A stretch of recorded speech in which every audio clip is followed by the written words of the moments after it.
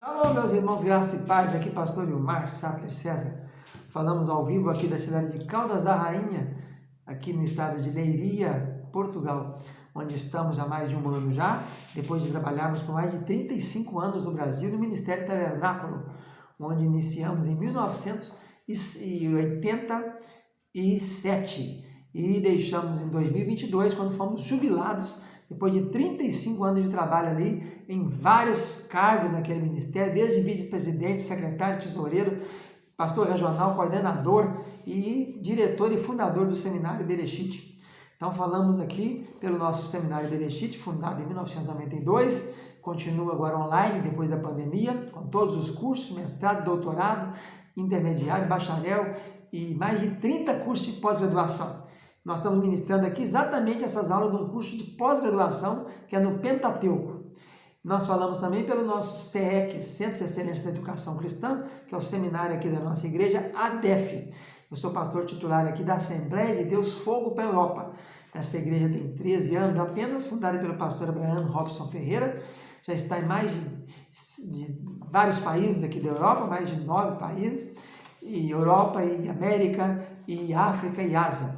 E estamos também falando pelo nosso Conselho de Educação e Cultura Religiosa da Convenção Europeia, do qual somos membros.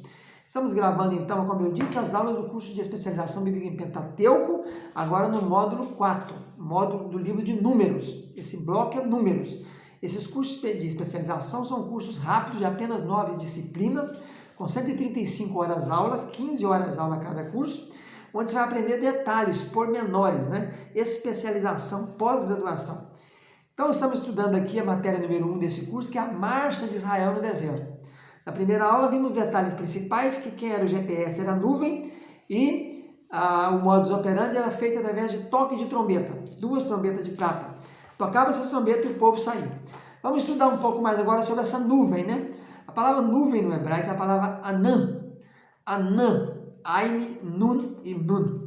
Anan é a palavra que ocorre 87 vezes no Velho Testamento, sendo que a maioria dessas ocorrências está em Número e em Êxodo, 20 vezes cada um. Só aí são mais quase a metade das ocorrências na Bíblia inteira, né? São 51 ocorrências no Pentateuco, 6 nos livros históricos, 10 nos poéticos e 20 nos profetas. Essa nuvem ela começa a ser mencionada quando Yahvé, que é o nome de Deus apresentado a Moisés lá quando foi libertar o povo a Tutmés III no Egito, fala que eu sou Yahvé, eu sou o que serei, eu estou sendo o que serei. E o Ad-Re, Vav-Re, o tetagrama, né? Ele então, assim que naquela noite 14 para 15 de Abib, meio das espigas de cevada, mês primeiro, mais ou menos março, abril, o Senhor colocou a nuvem de dia para conduzir o povo, para proteger do calor terrível dos desertos, e uma nuvem ou coluna de fogo à noite para proteger da friagem, porque o deserto não retém, a areia não segura a temperatura, então congela. Então ninguém podia ficar fora da nuvem, porque senão morria ou queimado de dia ou congelado de noite. Então a coluna de nuvem de fogo que dirigiu o povo no deserto, lá em Êxodo 13, 21. Ela nunca se apartou do povo, Êxodo 13, 22. A coluna de nuvem só teve uma vez que ela foi atrás, única vez que ela passou para trás, sempre ela conduziu o povo dirigindo. Foi quando o povo foi perseguido pelos egípcios. O faraó resolveu partir atrás depois que enterrou os primogênitos.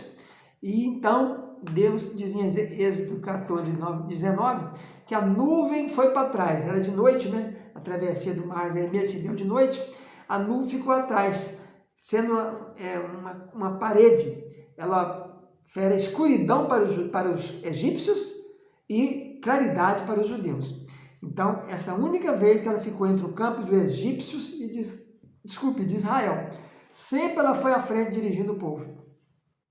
A nuvem era a liderança das jornadas para o deserto. Está lá em Números 40, 36, Números 9. A nuvem levantava-se, Israel marchava. A nuvem parava, Israel pousava. O repouso da nuvem, Êxodo 40, 38, Números 9, 16, também fala, aí nós temos outras citações agora, né? Citações da nuvem no Velho Testamento. Neemias 9, 12, 19 fala sobre isso. Salmo 78, 14. Salmo 105, 39. Deuteronômio 1, 33. Números 14, 14. além de Números 40, 38 e Números 9, 16. Então, de dia, ela estava sobre o tabernáculo e sobre o povo todo. E de noite ficava também fogo, né, sobre o tabernáculo, como se fosse um fogo, uma nuvem de fogo, para clarear e esquentar o povo para não morrer congelado, né? E era visível, a pessoa via aquilo ali, né? Ela iluminava ou iluminava o caminho para que eles andassem, porque a caravana não parava, né? Você andava noite e dia, conforme a nuvem se movia. A glória de Yahvé estava também na nuvem, Êxodo 16, 10. Às vezes o Senhor falava com Moisés, falava com Arão, pela nuvem. No Sinai, a nuvem se acampou e esteve ali durante quase um ano, né? Faltou 15 ou 16 dias para completar um ano, já que saíram no dia 20 do segundo mês, do mês segundo. Chegaram lá no dia 5 ou 6 do terceiro mês do mês primeiro. Então, mais ou menos 16 dias, né? Então, no Sinai era uma nuvem escura, espessa, muito grossa, densa, que cobria também o monte onde estava o Sinai, onde Moisés subia, e está lá em Números 24.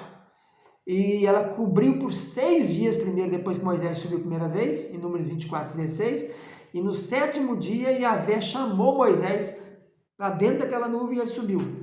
Então ele entrou no meio da nuvem e ficou lá 40 dias. Então, na verdade, ele ficou 46, né? Porque no 6º dia, ele ficou 6 dias esperando chamar. E no 6º é que ele entrou para a nuvem. E lá, então, ficou 47. 6, no caso, 6 mais 1, 46, né? Entrou no 6º dia.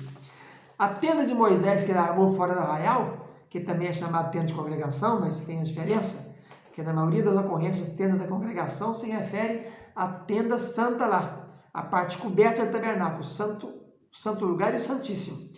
Mas também Moisés armou uma tenda fora do arraial, onde ele atendia o povo ali. Ali ele descia a coluna de nuvem e punha-se à porta da tenda. Está lá em Números 33, versículo 9. E o povo via e adorava cada um da porta da sua tenda. Então, da porta da tenda, eles viam lá fora do arraial, né, fora do perímetro do acampamento, essa tenda que Moisés armou para receber e falar com Deus. Na segunda entrega do decálogo, quando ele subiu a segunda vez, Yahvé desceu na nuvem onde estava junto a Moisés. A primeira ele entrou dentro da nuvem, quebrou depois a pedra, quando viu o bezerro de ouro, e aqui Yahvé desceu na nuvem. Êxodo 34, versículo 5. Na inauguração do tabernáculo, Êxodo 40, versículo 34, Números 9, versículo 15, no primeiro dia do primeiro ano do segundo, primeiro dia do primeiro mês do segundo ano, no dia que inaugurou o tabernáculo, a nuvem também se manifestou ali, no meio deles todos. E Yahvé aparecia na nuvem sobre o propiciatório. Levítico 16, versículo 2, diz que quando ele ia falar com Moisés, ele aparecia na nuvem sobre o propiciatório. Agora vamos ver aqui como é que ficava. O povo tinha que ficar atento, né, ao que estava acontecendo. Porque muitos não poderiam ficar desatentos, sem percepção, porque tinha que estar fitando a nuvem. Além da nuvem movimentar-se, que era o sinal que o povo iria andar, havia o toque da trombeta, que não era chofar, era toque de trombeta de prata. Então, toda a família tinha que estar sabendo que ouvindo um toque, você tem que saber o que significa aquele toque. Porque tinha toque retinido, toque batido, toque uno, duplo, triplo, quádruplo. Cada toque indicava o levantar de um acampamento, ou parar, ou pousar. Então era preciso estar sintonizado, né? Isso é um modelo para nós hoje, aqui no Novo Testamento, no nosso tempo de hoje, que temos que andar debaixo da nuvem espiritual, temos que andar debaixo da direção dos céus. Não podemos tomar nosso caminho.